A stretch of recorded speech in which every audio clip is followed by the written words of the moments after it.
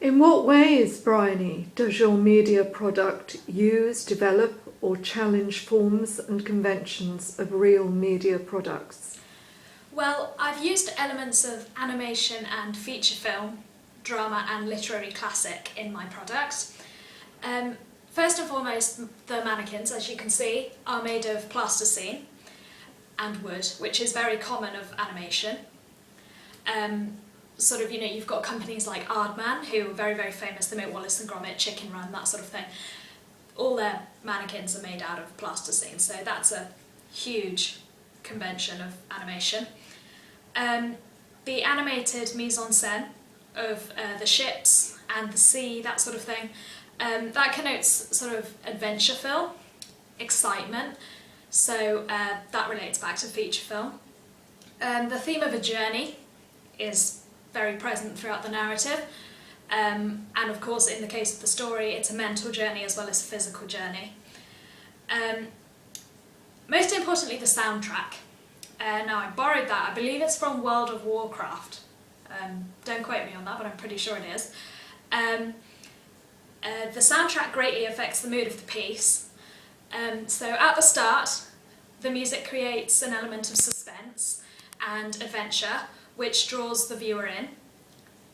In the albatross scene, the music, it's really peaceful and it's almost soaring with the bird if you actually listen to it and watch the motions of the bird. Then it becomes really, really tense and almost quite frantic during the mariner's peril after he's shot the albatross and he's suffering.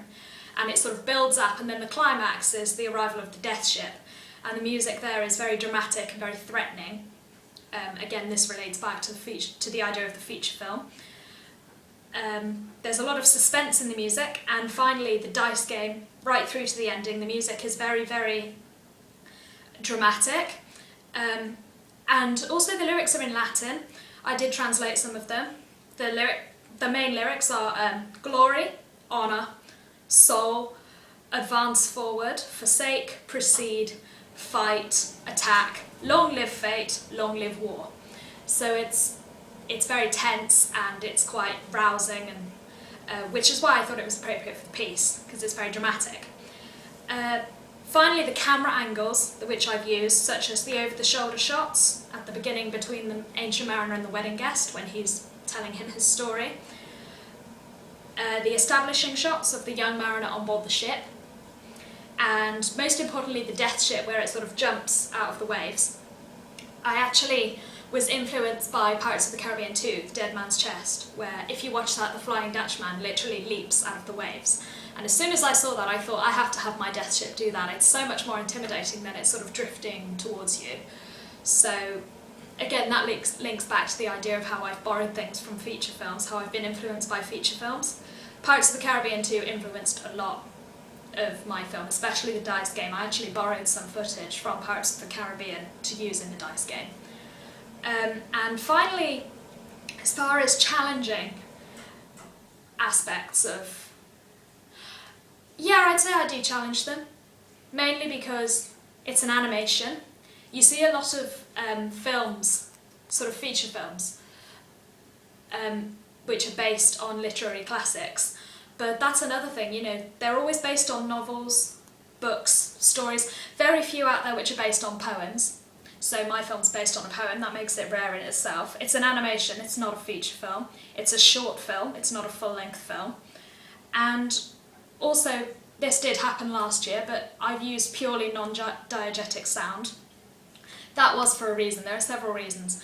First of all, I wanted to let the music do the talking, because the music's very emotive. It has all the emotions, it has the right mood, it sets up the mood, it adds to the suspense, and it's more emotive, in my personal opinion, than any voice could ever be.